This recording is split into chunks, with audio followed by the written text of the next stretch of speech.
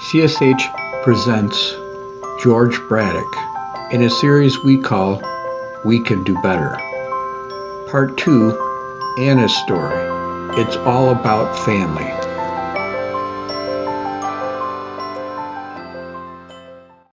So this is Anna, and I owe a lot to Anna and Anna's parents. So Anna experienced autism spectrum disorder at a really, really high level. And she was one of these people that was a wild sleeper, 45 minutes, an hour, and that was it. Mom and dad, double team trying to take care of her. She would bang on the windows. She was a tester of the strength of materials, which is where I got that phrase from her dad. And he wrote to me and he said, "We love our daughter and we want her to stay with us, but vigilance and duct tape aren't enough anymore." And so they needed answers. They needed help. So we spent some time with the family. And we went through that process. What was the thing that was stressing Mom out the most every day? And it was the fact that the bathroom was being destroyed. Anna, major water play, needed that experience, rotted the floor out. They'd replaced it a couple of different times. Her brother, the floor was always wet. Her brother had slipped and broken a tooth falling down in the bathroom. They had to lock the bathroom door to keep her out of the bathroom. And then she'd have an autistic tantrum. Mom was doing dozens of loads of laundry a day because the floor was wet. What was stressing Mom the most? The bathroom. So we remodeled the bathroom. Took all those things into consideration. And I'm going to go back just for a second. And Anna wouldn't use the toilet. She wouldn't use the toilet. 7 years old. Around about 4 years old, parents are like, "Come on, really? You can't use the toilet?" Around about 7 years old, they're really asking that question. Because at 7 years old, you're dealing with feces, and it's problematic. And it's not fun. And you got the 7-year-old, and you're saying to yourself, like, well, what is the story here? And so sometimes a lot of pressure comes to be. But Anna wouldn't use that toilet. So we did this remodel of the bathroom, made it a wet room, so you can throw water all over the ceiling in there, all over the walls in there. Tempered glass window for good ventilation. Places to deal with picture schedule that helped Anna understand the sequence of things. Anna could go in that room, play with the water all day long, all night long. Couldn't break anything, couldn't hurt anything. Had a floor drain. When we did the remodel, the family came back. They had been at the coast for 2 weeks while this was going on. And they all stood around the floor drain like there was a campfire and just were amazed as the water went down the drain. It's like, great, this is really good. And floor is heated, so it dried out. They didn't have to go in there and mop it off and deal with the mold in the corners. And we set up the toileting scene. We figured out, what was going on? How many different sensations did Anna have to manage to sit down on the toilet and use it? So tell me rule one about using the toilet. It's cold. No, relax. You got to relax to use the toilet, right? So for her, this bathroom is noisy, right? They got the fan on. It's a little tiny claustrophobic area. She was afraid to turn around and then sit down. The toilet was cold. There was pressure to use the toilet, right? So there's all this stuff going on, and she didn't like the colors. Anna loves the color blue. You paint it blue and it's good to go with Anna. So we took all that into consideration, set up that platform. We worked with people that that really understood, applied behavioral support and sort of scheduling. And 7 months after this bathroom was remodeled, Anna's using the toilet. 7 months, and uses it consistently. And so, was it that Anna wouldn't? I would say it was because Anna couldn't. And I no more blamed Anna for not using the toilet than I blamed the guy that couldn't go up the stairs in a wheelchair. You just have to think about it differently. What's the floor surface? It's tile, one-on-one non-skid tile with an epoxy grout. Epoxy grout, part of that is really, really important because regular grout tends to mold, and regular grout is actually not waterproof. So you really need to, it's like every detail there matters. So what do I run into? When I ran my own construction company, my guys all got this, right? So then when we spec a project and I send it out to contractors in California and I spec Johnson 200 series hardware in the pocket doors, and they put in some Stanley thing, and I come all unglued, I say to them, do you think that we spec that hardware just because we fell out of the back of the truck yesterday? No, because, 1,400 projects later, that hardware is what you have to use. Sure. So getting people to understand that. Have you ever used like the polyurethane type of coating for floorings to non-skid industrial type stuff? I have epoxies. Yeah. Epoxies too. Yeah, I've done a lot with epoxies. The trouble there is installers. It's not all generally that hard to find ceramic tile guys that can do this, but it is harder to find people that are really good epoxy people. Hey, George. Yeah. Before you go off of that slide, tell me what you mean by, I don't know if you used the word marketing. You had that it was easier for Anna to understand the bathroom. Right. Well, it's what they call picture schedules. So you can kind of see it back here on the wall. And it's sort of helping people understand sequence. Oftentimes people with autism don't know when something is done or don't understand, beginning, middle, and end. So by using these,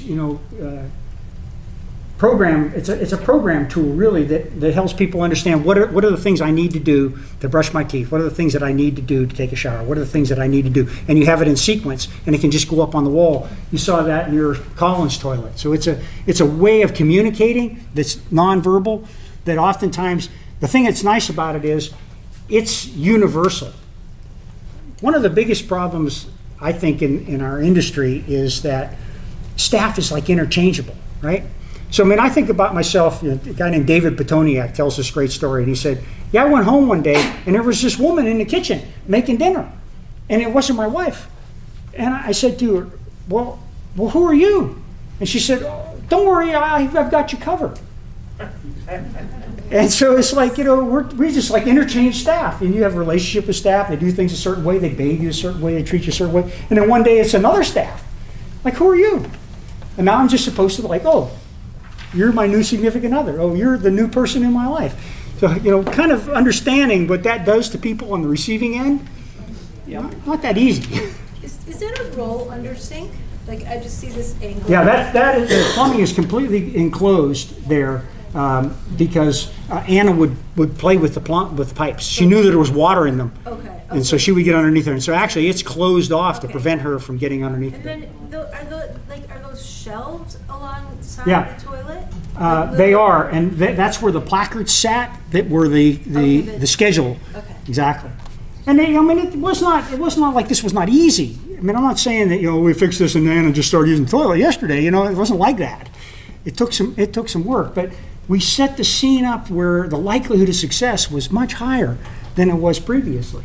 Can I ask one more nuts and bolts Please do. question? So how is anyone accessing the plumbing line under the sink if it's completely enclosed? It just comes off? The panel's removable. It has you have a particular kind of a screw that's a safety screw. She didn't have the driver, so you could unscrew that and get underneath of there if you needed to. And we really pay a lot of attention to that. You can see right here on the wall, there's a clean out. There were two different clean outs in this house. There were things here that, like for instance, there was a hot water loop. So when Anna turned on the water, it was warm immediately. And we had a continuous flow hot water source that she wouldn't run out of water. But I tell you, she used so much water that the water district put her on a commercial account.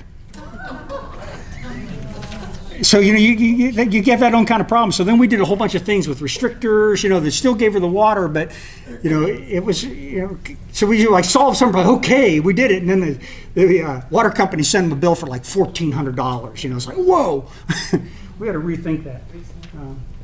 It's not, there's no magic here. It's sort of pragmatic, pay attention, adapt, keep working at it. So her dad takes me out, Anna's dad takes me out in the garage, and he's got all these television sets lined up on the floor of the garage. And he says, these TVs are all blown up because Anna fills her mouth with water and spits them in the television sets. And the television sets short out. So we needed a waterproof television set.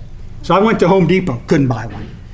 So we ended up building this cabinet. And what really is important about this is the fact that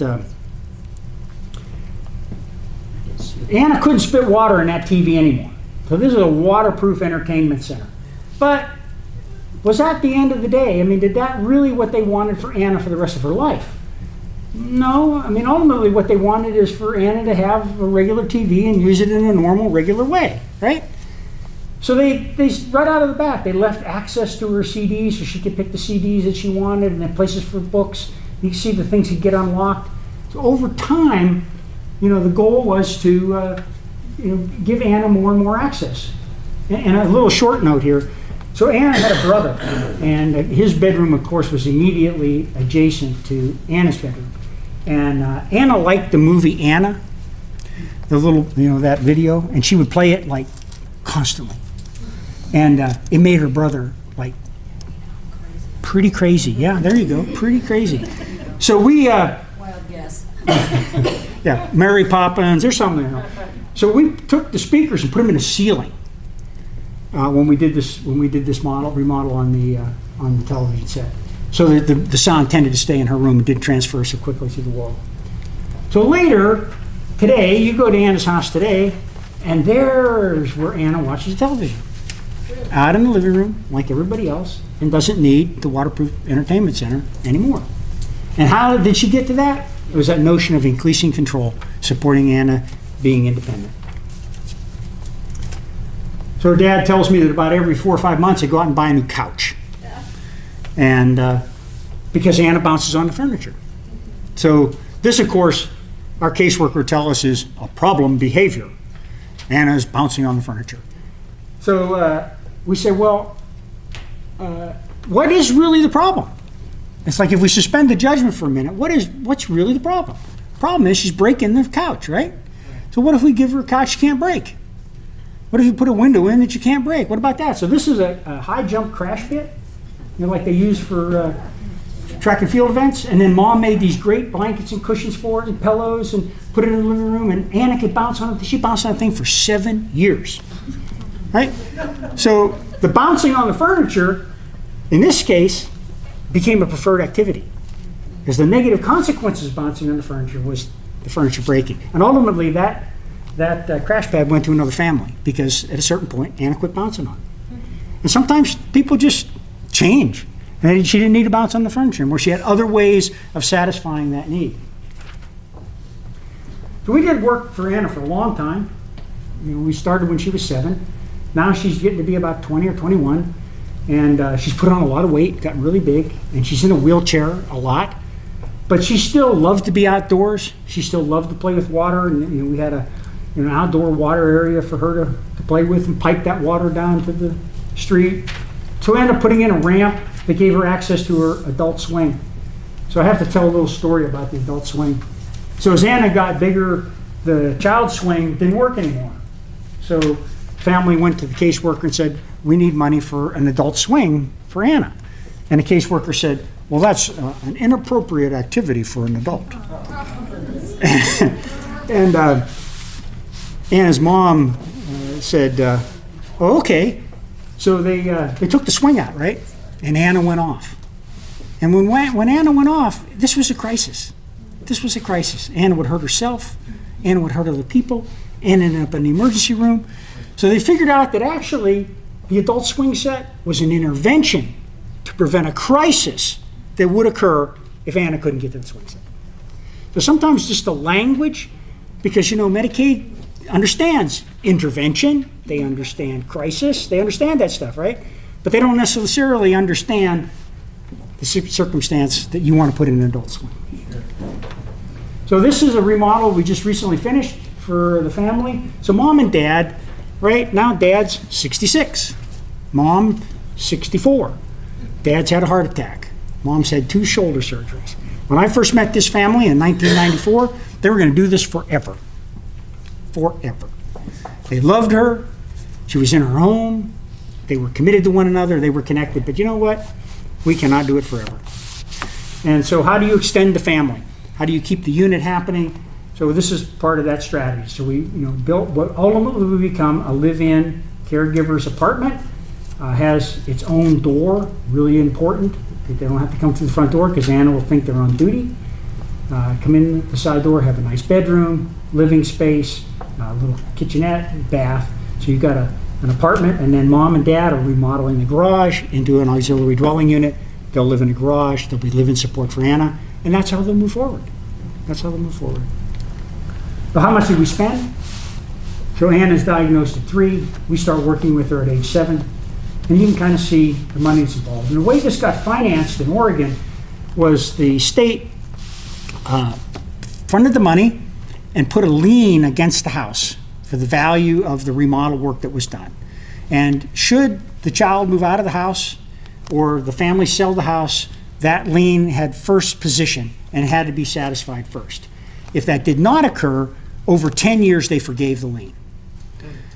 So if Anna had gone into services in the state of Oregon in 1994, she would have gone in at a level 4I, and it would have been costing $65,000 a year to support her in a group home. So when you look at that over time, over all those years, Anna's now 30, just think of how much money they saved. But the state cannot think about saving. It's like, it just does not compute. Try Illinois. Try Illinois. There you go. So what do families want? You know, here I'm talking about you guys. You know, what do you want? I mean, is this a list that embraces how you think about it? Want people to have choice in who they live with? They want to be safe, more than anything. Moms, you know, and dads, at the end of the day, who is going to love Colin when I'm gone? Who is that going to be? How do I know that he's going to be okay in the community? That's why we want to put him in a SILA, right? We think that because he's in a SILA, because it's a licensed facility, that somehow that's a guarantee that people will be looking out for him. I don't know that that's true. I don't know that's true. But he's definitely not going to get abused in a SILA. Going to be less vulnerable in a SILA. Gets to live with 4 other people with autism, because we all know that people with autism all want to live together. Right? Aren't we grouping them by label? Oh, you're one of those. And we know that you want to live with other of those like yourself, right? This house I'm doing in Visalia, California right now, the director calls me up and he says, we want to do an eating disorder house. So I was trying to imagine, what does a house with an eating disorder look like? So you want to be safe. You want a system that's flexible enough to continue to accommodate, you know, your child, their growth, their interests. You want options. And you want a place that fits with your family values.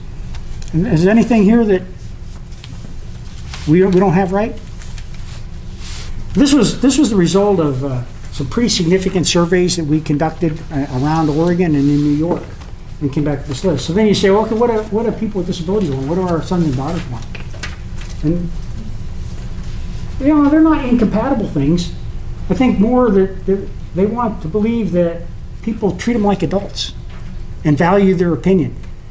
I've been in so many meetings where the person with disability will tell you what they want, and then of course you don't do it.